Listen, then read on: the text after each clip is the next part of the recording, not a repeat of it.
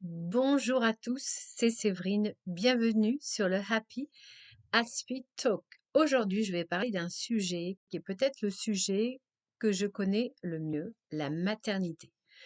En fait, la maternité, pour moi, est une vocation de très longue date, puisque depuis l'âge de 7 ans, je sais de manière profonde et, je ne sais pas, irrémédiable que voilà, je serai mère un jour. Voilà, dès l'âge de 7 ans, je l'ai su et ça a pris du temps puisque j'ai été maman pour la première fois à 32 ans.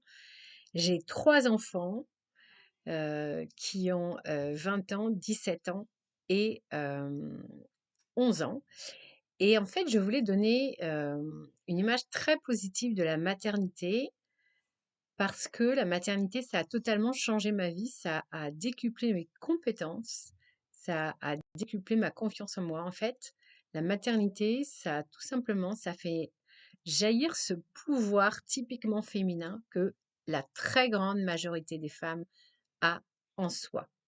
Alors évidemment, moi je parle de la maternité biologique, mais évidemment, on peut être mère de différentes façons.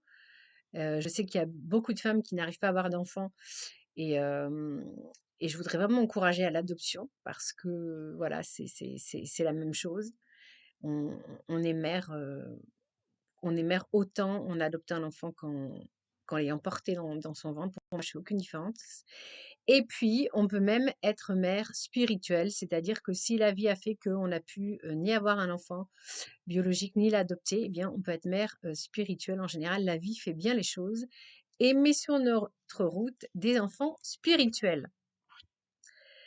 Alors, je voulais simplement, voilà, commencer par dire que, voilà, nous sommes dans une société qui n'aime pas beaucoup les mères, qui ne les encourage pas, qui ne les aide pas, qui ne les met pas en valeur et c'est pour ça qu'on est dans une situation de crise où, de moins en moins de femmes ont envie d'avoir des enfants.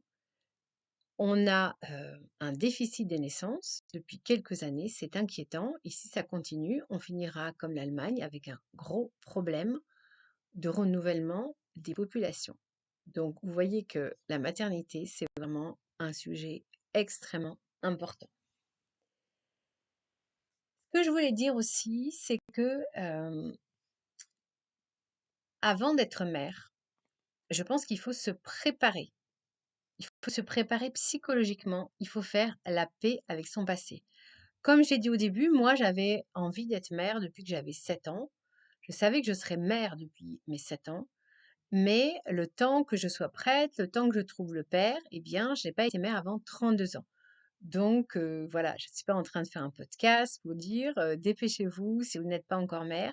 Je pense que voilà, chacune doit avancer à son rythme qui lui est propre en fonction de son passé, puisque nous avons chacune d'entre nous un passé très spécifique avec des blessures.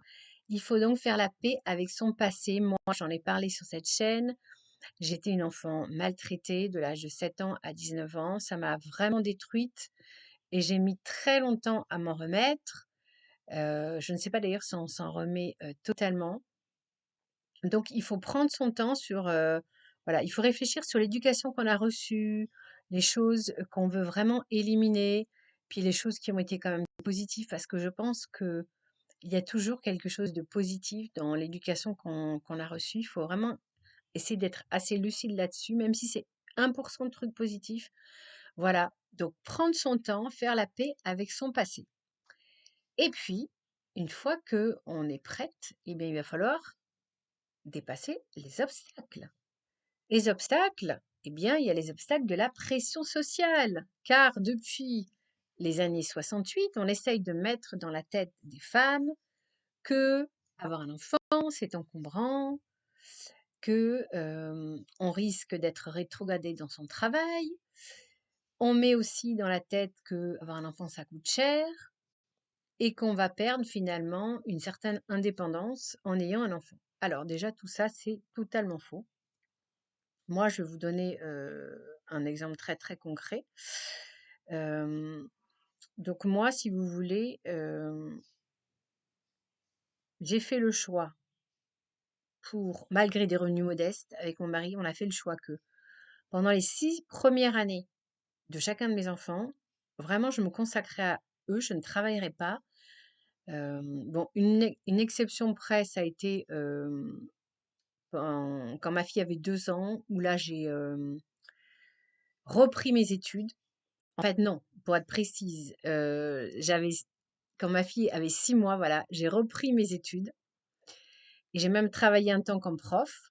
Donc j'ai passé le CAPES d'anglais que j'ai eu.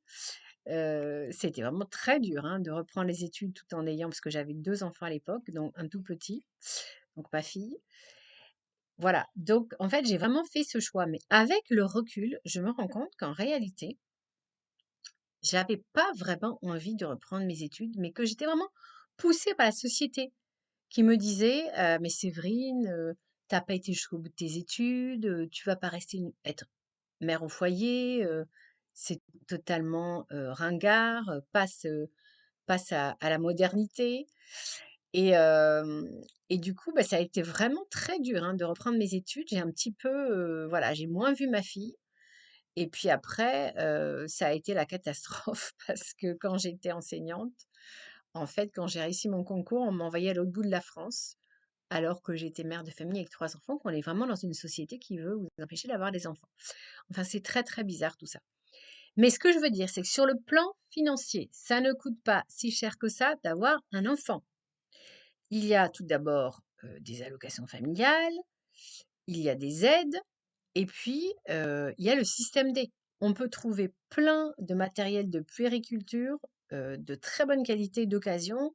On peut s'en faire, prêter, s'en faire donner, donc faut activer ces réseaux. Donc franchement, sortez-vous de l'idée que ça coûte cher d'avoir un enfant. Franchement, c'est faux. Ça, je pense que ça fait partie un petit peu de cette espèce de propagande anti-maternité qu'il y a en France. Après la question du travail, c'est vrai que, on dit aux femmes qu'il faut qu'elles soient indépendantes financièrement et qui peut-être vient d'une bonne intention, mais pourquoi voir systématiquement l'homme comme un ennemi? Et moi je sais que, dans mon entourage, on m'a fait la réflexion justement sur le fait que j'étais une mère au foyer, que du coup j'avais pas mon indépendance financière et comment je ferais en cas de divorce? Et déjà je trouve ça quand même bizarre, cette société où il faut tout de suite se projeter.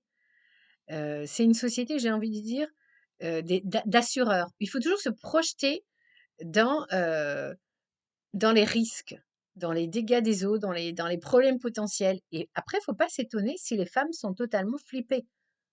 Parce que les femmes françaises, elles sont super, super angoissées. Qu'elles soient mères, qu'elles soient pas mères, ça ne va pas, hein, quand on regarde dans les sondages, elles se sentent pas du tout épanouies. Donc, c'est quoi cette société où on est en couple avec quelqu'un qu'on aime, on a pris son temps pour le trouver, il faudrait penser à l'éventualité que ça va pas durer et du coup, il faut absolument qu'on ait un boulot, il faut absolument qu'on soit indépendante financièrement. Donc, il y a peut-être cette indépendance financière qui est là, mais c'est pas une indépendance idéologique visiblement parce que, beaucoup de femmes restent soumises un peu à des injonctions impossibles qu'on leur donne puisque à la fois on leur dit, pour être, libérée, ben, il faut, s'assumer, mais en même temps, il faut aussi que tu aies, allez, au moins un môme et puis, par contre, bah, quand ton môme sera malade, bah, c'est toi qui vas aller, t'en occuper et pas le père. Enfin bon, on est un petit peu dans des injonctions un petit peu contradictoires. Voilà et autre obstacle qu'on aura aussi à surmonter, c'est effectivement l'inexpérience puisque il n'y a pas d'école de maman. Moi, je me demande si je vais pas finir par en créer une parce que franchement, c'est quand même le fait d'être mère, en fait, du jour au lendemain, c'est comme si vous deveniez PDG d'une entreprise dont vous ignoriez. Voilà, c'est ça être mère, mais en même temps, c'est, incroyablement, passionnant parce qu'on vous fait confiance. Vous êtes mère parce que vous avez mis au monde un enfant. Mais en fait, vous n'y connaissez rien et vous allez tout apprendre au jour le jour. Et c'est ça, c'est ce métier de mère, parce que pour moi, mère, c'est un métier. Vraiment, on développe des compétences, on a un salaire, mais pas un salaire financier. C'est comme dit le proverbe, c'est en forgeant qu'on devient forgeron. Donc, c'est pas grave les expériences. Faut pas, voilà, faut pas se stresser. On va commettre des erreurs, mais on va apprendre de ces erreurs. Voilà, il faut pas, bannir l'erreur de la vie. On est dans une société, il faudrait jamais se tromper, il faudrait jamais courir le moindre risque. C'est pas ça la vie, hein. La vie, c'est accepter qu'on va faire des erreurs et qu'on va apprendre de ces erreurs. C'est accepter que, voilà, à chaque fois qu'on fait des choix, ben, chaque choix implique des risques. Le risque zéro n'existe pas, contrairement à ce que voudrait nous faire croire cette société d'assureurs. Mais ça fait partie de la beauté du jeu. C'est ça la vie. Et ça permet de développer sa résilience.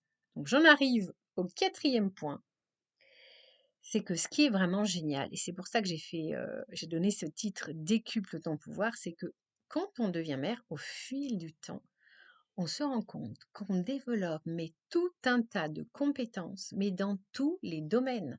Que ça soit dans les domaines, psychologiques, on apprend à être beaucoup plus, créatif, beaucoup plus résilient, que ça soit dans le domaine pratique, on apprend à être beaucoup plus organisé, que ça soit, les compétences, voilà, proprement parentales, les compétences, même on apprend à soigner son enfant, les petits bobos. On apprend mais tellement de choses.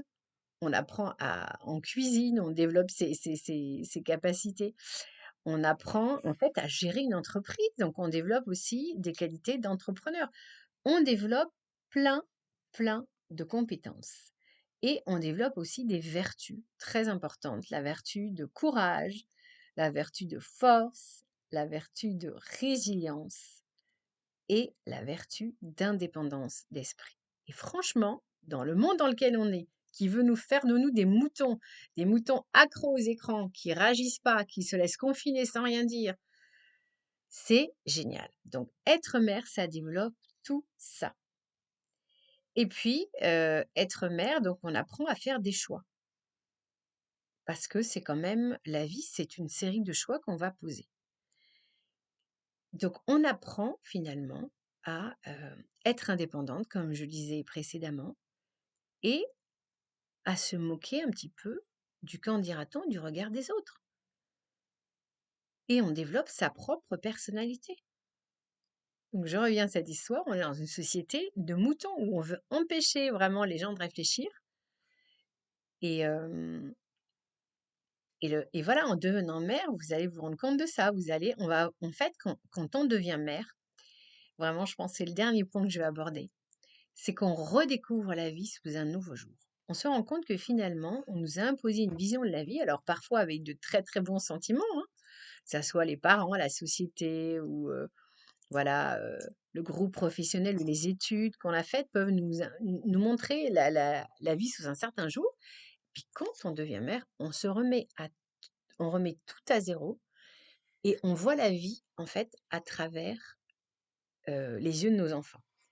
Et c'est incroyablement, rafraîchissant, c'est incroyablement beau et on se rend compte que la vie, c'est juste magnifique. Le fait d'être en vie, enfin, c'est juste incroyable. Le fait d'avoir son enfant qui qui grandit devant nous, qui se développe, de voir cette petite intelligence, en éveil, c'est incroyable. Donc en fait, voilà, moi je suis maman depuis 20 ans, mais je continue à me perfectionner dans l'art d'être mère et je pense que je continuerai à me perfectionner jusqu'à ma mort parce que bon, j'en ai un qui est adulte, une qui va bientôt le devenir, mais en fait, c'est ça, être mère, c'est vraiment un métier qu'on ne va jamais finir de peaufiner. C'est même, ça devient un art en fait. Au début, c'est peut-être un artisanat, au début, c'est de l'amateurisme à 100%, et puis ça s'affine, ça devient l'artisanat, et puis ça devient un art. Donc, voilà, être mère, c'est le plus beau métier du monde. Donc, mesdames, ne vous privez pas de cette envie d'être mère. Ne vous privez pas, voilà, de cette réalité de la maternité qui, je le rappelle, concerne quand même une très grande majorité de femmes. Très grande majorité des femmes, elle est faite pour être mère. C'est quand même notre nature biologique, notre nature profonde. Il ne faut pas se couper de son corps. On est dans une société de développement personnel. Bon, je ne suis pas toujours d'accord avec ces méthodes de développement personnel, mais une chose que je trouverais, c'est vraiment apprendre à écouter ses propres envies. Et je pense que à l'heure actuelle, ce qui fait qu'il y a beaucoup de femmes qui sont angoissées, c'est qu'il y a un conflit interne. D'un côté, elles ont envie d'être mères, mais elles ont envie à un niveau tellement profond et inconscient qu'elles n'en sont pas conscientes parce que par-dessus, il y a tout un tas de couches, la société, le conjoint, la famille, les groupes auxquels on appartient qui vont nous dire: «Mais non, c'est pas le moment, t'es trop jeune, t'es trop vieille, t'as pas assez d'argent, t'as pas fait d'études, t'as ceci». On est toujours trop ou pas assez. Donc il y a 1000 et une façons d'être mère. Il y a pas 2 mères qui ont le même profil, c'est ça qui fait la beauté, la maternité. Moi, vous voyez, le premier, ben, j'avais 32 ans, le deuxième, j'en avais 41 et du coup, j'étais pas du tout la même mère, c'était pas du tout enfin, c'est ça, on se renouvelle en permanence, en fait, quand on est mère. Donc, si vous avez envie d'être mère et qu'évidemment, vous avez un père, voilà, car je rappelle qu'il faut être deux hein, pour élever un enfant, il faut vraiment un homme, une femme, l'altérité pour l'épanouissement de l'enfant. Surtout, mesdames, écoutez votre désir profond. Ne vous inquiétez pas pour les histoires d'argent et vous allez y arriver. Franchement, faites-moi confiance. Et puis, si vous avez besoin de conseils, n'hésitez pas. Peut-être que je pourrais vous répondre dans les commentaires. Voilà, merci de liker, partager pour qu'on relance un petit peu la fécondité en France et qu'on redonne aussi beaucoup de courage aux mamans qui sont mères et puis voilà, qui ont un petit peu de mal. Il y a des choix à poser, mais franchement, posez ces choix et occupez-vous de vos enfants à fond. Vraiment, les 6 premières années, c'est super important. Vous le regretterez pas. Voilà, moi, mes enfants, ils sont épanouis, ils sont résilients, et ils ont des problèmes comme tout le monde, hein, la vie n'est pas plus parfaite pour mes enfants que pour les autres. Mais voilà, ils sont outillés pour faire face aux défis de la vie et ça, c'est ma plus grande réussite parce qu'on vit dans un monde quand même incroyablement anxiogène, incroyablement, déséquilibré, une société complètement malade et même folle, hein, je rentrerai pas dans les détails aujourd'hui. Mais moi, je suis contente parce que voilà, mes enfants, je les ai outillés. Ils vont savoir faire face aux défis de la vie. Ils sont heureux de vivre, ils sont résilients, ils sont épanouis. Alors vous aussi, vous pouvez faire la même chose. Faites-vous confiance. À très bientôt sur le Happy As We Talk.